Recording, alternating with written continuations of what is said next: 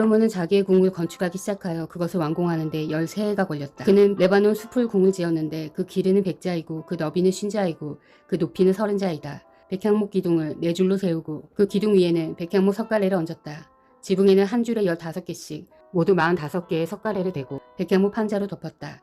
창틀은 3줄로 되어 있고 그 창문들은 3단으로 되어서 서로 마주보고 있었다. 문과 문설주는 모두 네모난 모양이고 창문은 창문끼리 3줄로 마주보고 있었다. 그는 기둥들을 나란히 세워 주랑을 만들었다. 그것은 길이가 50자이고 너비가 30자인 벽이 없는 복도였다. 주랑 앞에는 현관이 있고 현관 앞에 또 기둥들이 있고 그 기둥들 위에는 차양이 걸려 있었다. 또 그는 옥좌실 곧 재판정을 짓고 그 마루를 모두 백향목으로 깔았다. 자기가 있을 왕궁은 재판정 뒤에 있는 다른 뜰에 지었는데 그 건축 양식은 다른 건물들의 건축 양식과 서로 비슷하였다. 또 솔로몬은 이것과 같은 궁전을 그가 결혼하여 아내로 맞아들인 바로의 딸에게도 지어주었다. 왕궁을 포함한 모든 건물은 치수를 재어서 깎은 귀한 돌, 앞뒤를 톱으로 자른 값진 돌들로 지었는데 기초에서부터 갓돌까지 또 바깥은 물론이고 건물 안의 큰 뜰까지 다 그러한 재료를 써서 지었다. 기초를 놓을 때에도 값진 큰 돌들을 놓았는데 어떤 돌은 10자나 되고 어떤 돌은 8자나 되었다. 기초를 다진 다음에는 그 위에다가 치수를 재어서 잘 다듬은 값진 돌과 백향목으로 벽을 올렸다. 왕궁 뜰의 담이나 주님의 성전 안뜰의 담이나 성전의 어기 현관의 담은 모두 잘 다듬은 돌 3켜와 두꺼운 백향목 판자 1켜를 놓아서 쌓았다. 솔로몬 왕은 사람을 보내어서 드로에서 후람을 불러왔는데 그는 납달리 지파에 속한 과부의 아들이다. 그의 아버지는 도로 사람으로서 노세 대장장이이다. 그는 노세를 다루는 일에는 뛰어난 지혜와 기술과 전문 지식을 두루 갖춘 사람이었다. 그가 솔로몬 왕에게 불려와서 공사를 거의 도맡아 하였다. 그는 2개의 노세 기둥을 만들었다. 둘 다 18자 높이에 12자 둘레였다. 그는 또 그 2 기둥의 꼭대기에 얹어놓을 2개의 기둥 머리를 놋을 녹여 부어서 만들었는데 그 기둥 머리는 둘 다 꼭 같이 높이가 5자이다. 기둥 꼭대기에 얹은 기둥 머리를 장식하려고 바둑판 모양으로 얽은 그물과 사슬 모양의 고리를 각각 7개씩 만들었다. 이렇게 2 기둥을 만들고 나서 기둥 꼭대기에 얹은 기둥 머리를 장식하였다. 놋쇠로 성류를 만들고 그물에다가 성류를 2줄로 늘어뜨려서 기둥 머리를 장식하였다. 기둥 꼭대기에 얹은 기둥 머리는 그 높이가 넉자이다. 나리꽃 모양으로 만들었는데 사슬 장식 위에 둥그렇게 도출된 부분에다가 얹었다. 기둥 머리에는 놋쇠로 만든 성류 200개가 둥그렇게 열어지어 있었다. 다른 기둥 머리도 마찬가지였다. 후람은 이렇게 해서 만든 2 기둥을 성전의 현관에다가 세웠다. 오른쪽 기둥을 세우고 그 이름을 야긴이라고 하였고 왼쪽 기둥을 세우고 그 이름을 보아스라고 하였다. 그 다음에 기둥들의 꼭대기에는 나리꽃 모양으로 만든 기둥 머리를 얹었는데 이렇게 해서 후람은 기둥 세우는 일을 마쳤다. 그 다음에 후람은 놋쇠를 부어서 바다 모양 물통을 만들었는데 그 바다 모양 물통은 지름이 10자, 높이가 5자, 둘레가 30자이고 둥근 모양을 한 물통이었다. 그 가장자리 아래로는 돌아가면서 놋쇠로 만든 호리병 모양의 박이 있는데 이것들은 놋쇠를 부어서 바다 모양 물통을 만들 때에 2줄로 부어서 만든 것이다. 또한 12마리의 놋쇠 황소가 바다 모양 물통을 떠받치고 있는데 3마리는 북쪽을 바라보고 3마리는 서쪽을 바라보고 3마리는 남쪽을 바라보고 3마리는 동쪽을 바라보고 서 있었고 등으로 바다 모양을 떠받치고 있었다. 황소는 모두 엉덩이를 안쪽으로 향하고 있었다. 그 놋쇠로 된 바다 모양 물통의 두께는 손 너비만 하였다. 그 테두리는 나리꽃 봉오리 모양으로 잔의 테두리처럼 둥글게 만들었다. 그 용량은 물이 2000말 정도 담을 수 있는 것이었다. 그는 또 놋으로 받침대를 10개 만들었는데 받침대마다 길이가 넉자, 너비가 넉자, 높이가 석자이다. 받침대 구조는 다음과 같다. 받침대는 판자 테두리를 가지고 있고 그 테두리는 틀 사이에 끼어 있었다. 틀 사이에 낀 판자 테두리 위에다가는 사자와 소와 그룹을 그려 넣었다. 사자와 소의 위아래로는 화합 무늬를 새겨 넣었다. 그리고 각 받침대에는 4개의 놋쇠 바퀴와 놋쇠 축과 4개의 다리를 달았다. 그 4개의 다리는 놋쇠 대야 아래로 어깨 모양의 받침 둘레를 꿰고 있었다. 이 받침두리들은 화합 무늬의 맞은 쪽에서 녹여 부어서 만든 것이었다. 그 아갈리는 받침두리 안에서 위로 1자 높이로 솟아나와 있었는데 그 아갈리는 지름이 1자 반으로 둥글게 받침두리와 같은 모양으로 되어 있고 그 아갈리에는 돌아가면서 새긴 것이 있었다. 그러나 그 테두리 판자들은 네모지고 둥글지 않았다. 그 테두리 판자의 아래에는 4개의 바퀴를 달고 바퀴의 축은 받침대 안에다 넣었다. 바퀴 하나의 높이는 1자 반이었다. 그 바퀴의 구조는 말을 끄는 전차 바퀴의 구조와 같았다. 바퀴의 축과 테두리와 바퀴 살과 그 축의 통은 모두 놋쇠를 녹여 부어서 만든 것이었다. 그리고 받침대의 4 귀퉁이에는 어깨 모양의 받침두리가 4개 붙어 있었는데 그 받침대에서 받침두리가 잇따라 나와 있었다. 받침대 꼭대기에는 반자 높이의 테두리가 둥글게 둘려있고 또 받침대 아래에는 바퀴축인 버팀대와 테두리 판자들이 연결되어 있었다. 바퀴축인 버팀대 판자와 테두리 판자 위의 빈 곳에는 구름과 사자와 종려나무를 활짝 핀 꽃 모양과 함께 새겼다. 그는 이러한 방식으로 받침대 10개를 만들었는데 모두가 같은 치수와 같은 양식으로 일일이 부어서 만들었다. 또 그는 놋쇠로 대야 10개를 만들었다. 대야마다 물을 40말씩 담을 수 있었다. 대야들의 지름은 넉 자이다. 받침대 10개에는 모두 대야 하나씩을 달았다. 받침대 5개는 성전의 오른쪽에, 5개는 성전의 왼쪽에 놓았고 바다 모양 물통은 성전 오른쪽에 동남쪽 모퉁이에 놓았다. 후람은 또 솥과 부삽과 피 뿌리는 대접을 만들었다. 이렇게 후람은 솔로몬 왕이 주님의 성전에다가 해놓으라고 시킨 모든 일을 마쳤다. 그가 만든 것들은 두 기둥과 그 두 기둥 꼭대기에 얹은 둥근 공 모양을 한 기둥머리 둘과 그 두 기둥 꼭대기에 있는 공 모양을 한 기둥머리에 씌운 그물 2개와 기둥 꼭대기에 있는 공 모양을 한 기둥머리에 씌운 각 그물에다가 두 줄로 장식한 석류 400개와 또 받침대 10개와 받침대 위에 놓을 대야 10개와 바다 모양 물통 1개와 그 바다 모양 물통 아래에 받쳐놓은 황소 모양 12개와 솥과 부삭과 피 뿌리는 대접들이다.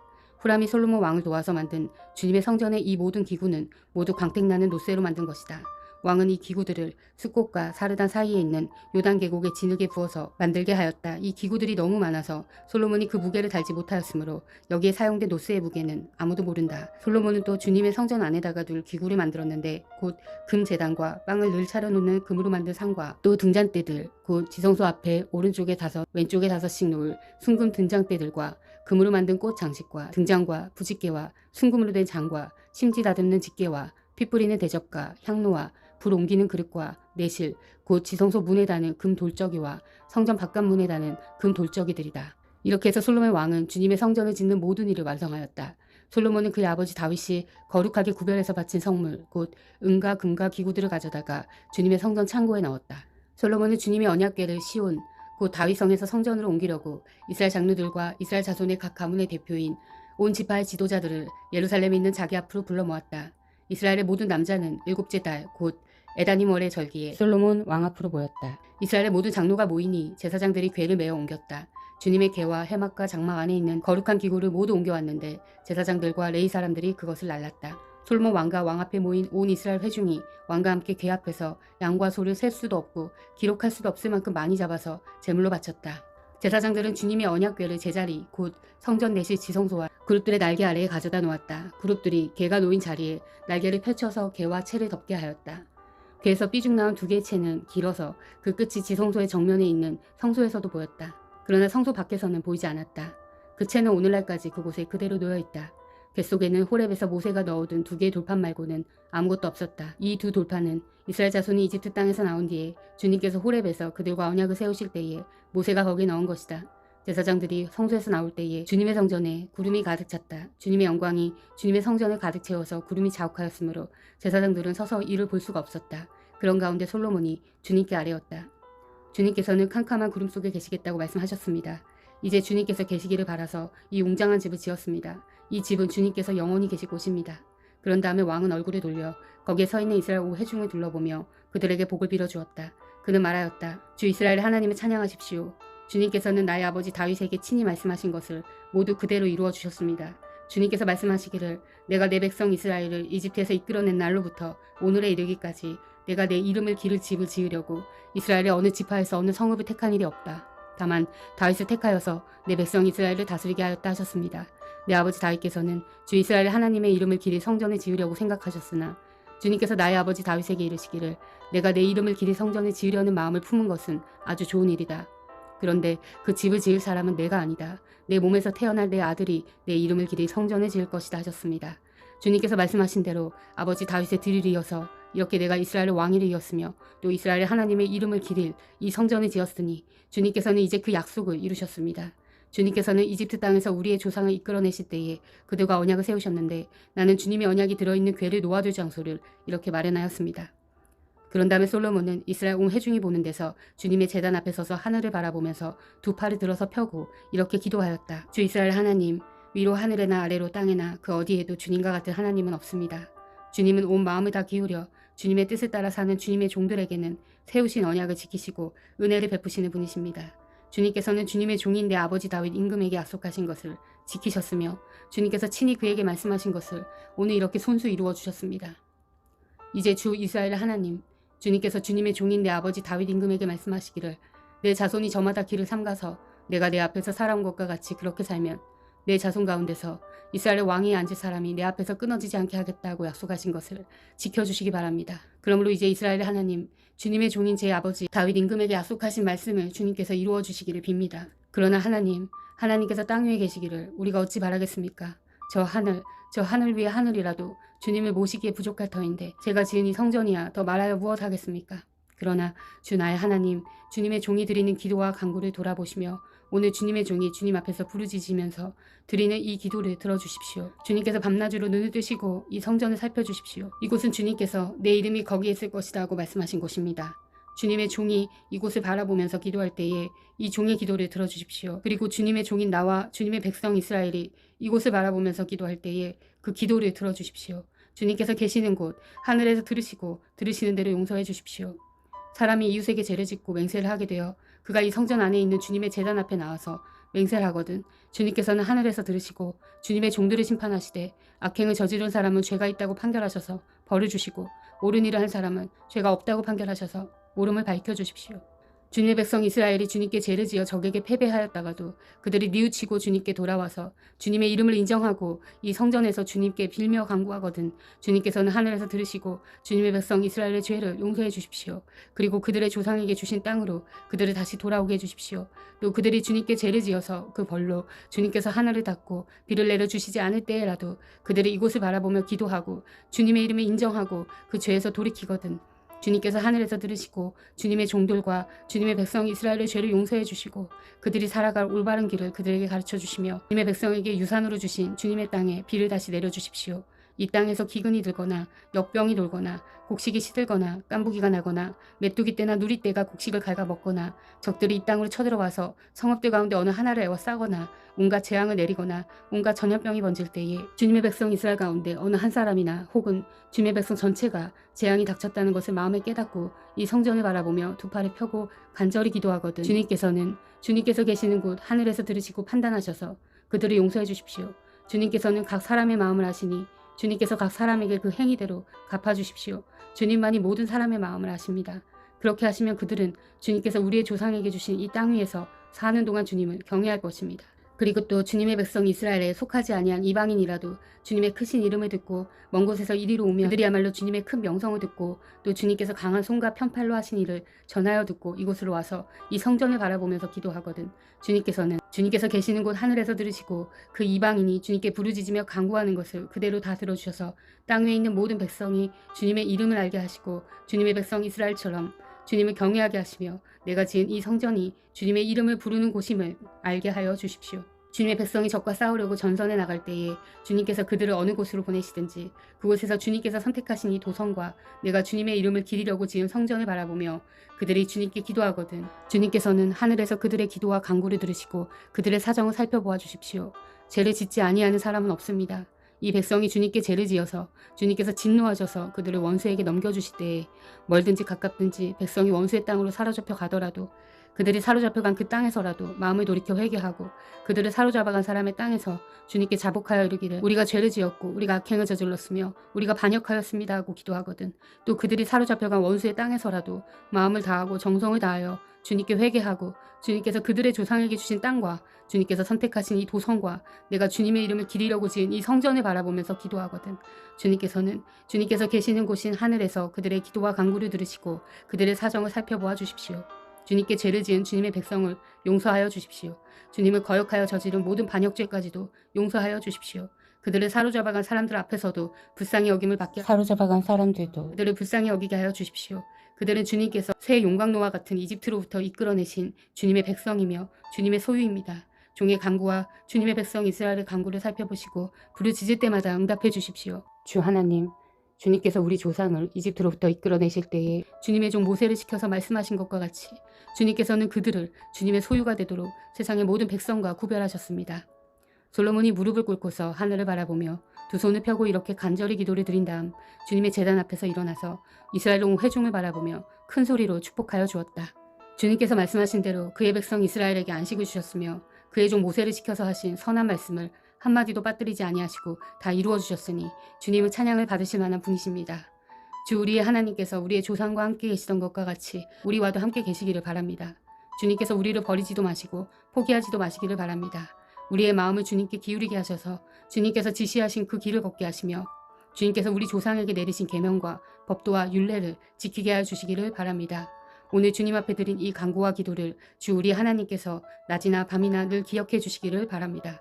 하나님께서 주님의 종과 주님의 백성 이스라엘에게 날마다 그 형편에 맞게 자비를 베풀어 주시기를 바랍니다. 그렇게 해서 세상의 모든 백성이 주님만이 하나님이시고 다른 신은 없다는 것을 알게 되기를 바랍니다. 그러므로 그의 백성인 여러분도 주 우리 하나님과 한 마음이 되어서 오늘과 같이 주님의 법도대로 걸으며 주님의 계명을 지키기를 바랍니다. 이렇게 한 다음에 왕미 왕과 함께 있는 모든 이스라엘 사람이 주님 앞에 제사를 드렸다. 솔로몬은 화목제를 드렸는데 그가 주님의 제사에 드린 것은 소가 2만 2천 마리이고 양이 12만 마리였다. 이와 같이 해서 왕과 이스라엘의 모든 백성이 주님의 성전을 봉헌하였다. 그리고 바로 그날 왕은 주님 앞에 있는 놋제단이 번제물과 곡식 제물과 화목 제물의 기름기를 담기에는 너무 작았으므로 주님의 성전 앞들 한가운데를 거룩하게 구별하고 거기에서 번제물과 곡식 예물과 화목제의 기름기를 드렸다. 그때 솔로몬이 이렇게 절기를 지켰는데 하맛 어기에서부터 이집트 접경에 흐르는 강에 이르는 넓은 지역에 사는 큰 회중인 온 이스라엘이 그와 함께 주 우리 하나님 앞에서 이레 동안 2번씩 나흘 동안 절기를 지켰다. 둘째 이레가 끝나고 여드렛째 되는 날에 그가 백성을 돌려보내니 그들은 왕에게 복을 빌고 주님께서 그의 종 다윗과 그 백성 이스라엘에게 베푸신 온갖 은혜 때문에 진심으로 기뻐하며 흐뭇한 마음으로 각자 자기의 집으로 돌아갔다. 솔로몬이 주님의 성전과 왕궁 짓는 일과 자기가 이루고 싶어한 모든 것을 끝마치니 주님께서는 기브온에서 나타나신 것과 같이 두 번째로 솔로몬에게 나타나셔서 그에게 말씀하셨다. 내가 나에게 한 기도와 간구를 내가 들었다. 그러므로 나는 내가 내 이름을 영원토록 기리려고 지은 이 성전을 거룩하게 구별하였다. 따라서 내 눈길과 마음이 항상 이곳에 있을 것이다. 너는 내 앞에서 내 아버지 다윗처럼 살아라. 그리하여 내가 내게 명한 것을 실천하고 내가 내게 준 율례와 규례를 온전한 마음으로 올바르게 지켜라. 그리하면 내가 내 아버지 다윗에게 이스라엘 왕자에 앉을 사람이 그에게서 끊어지지 아니할 것이라고 약속한 대로 이스라엘을 다스릴 내 왕자를 영원히 지켜주겠다. 그러나 너와 네 자손이 나를 따르지 아니하고 등을 돌리거나 내가 내게 일러준 내 계명과 율례를 지키지 아니하고 곁길로 나아가서 다른 신들을 섬겨 그들을 숭배하면 나는 내가 준 그 땅에서 이스라엘을 끊어버릴 것이고 내 이름을 기리도록 거룩하게 구별한 성전을 외면하겠다. 그러면 이스라엘은 모든 민족 사이에서 한낱 속단거리가 되고 웃음거리가 되고 말 것이다. 이 성전이 한때 아무리 존귀하게 여김을 받았다 하더라도 이곳을 지나가는 사람마다 놀랄 것이고 어찌하여 주님께서 이 땅과 이 성전을 이렇게 되게 하셨을까 하고 탄식할 것이다. 그러면서 그들은 이스라엘 백성이 자기들의 조상을 이집트 땅으로부터 이끌어내신 주 그들의 하나님을 버리고 다른 신들에게 미혹되어 그 신들에게 절하여 그 신들을 섬겼으므로 주님께서 이 온갖 재앙을 그들에게 내리셨다고 말할 것이다. 솔로몬은 주님의 성전과 왕궁 이 두 건물을 다 짓는데 20해가 걸렸다. 두로의 히람 왕이 백향목과 잣나무와 금을 솔로몬이 원하는 대로 모두 보내왔으므로 솔로몬은 갈릴리 땅에 있는 성읍 20개를 히람에게 주었다. 히람이 두로에서부터 와서 솔로몬이 그에게 준 성읍을 보았는데 그 성들이 마음에 차지 않아서 나 형제여 그대가 나에게 준 성읍들이 겨우 이런 것들이요 하고 말하였다. 그래서 오늘날까지 그곳을 가불의 땅이라고 한다. 사실 이 일이 있기 전에 히람이 솔로몬 왕에게 보낸 금액은 금 220달란트나 되었다. 솔로몬 왕이 강제 노역군을 동원할 수밖에 없었던 까닭은 주님의 성전과 자신의 궁전과 밀로궁과 예루살렘 성벽을 쌓고 하솔과 무깃도와 게셀의 성을 재건하는 데 필요하였기 때문이다. 이집트 왕 바로가 올라와서 게셀을 점령하여 불로 태워버린 일이 있었다. 그는 그 성 안에 살고 있는 가나안 사람들을 살해하고 그 성을 솔로몬의 아내가 된 자기의 딸에게 결혼 지참금으로 주었다.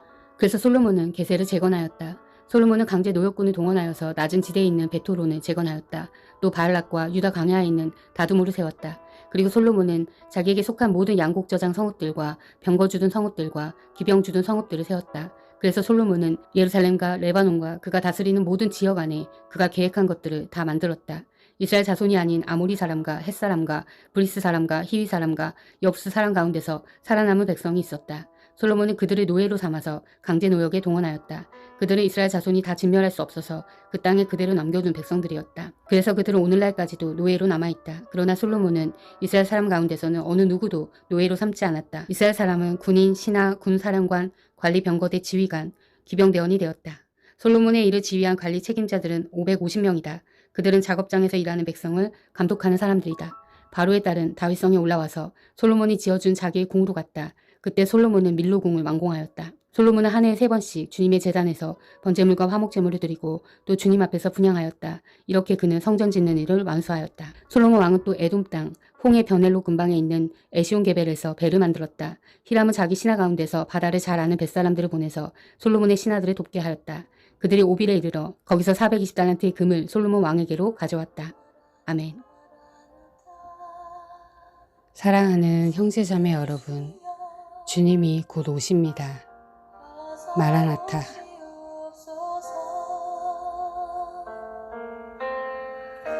세상의 모든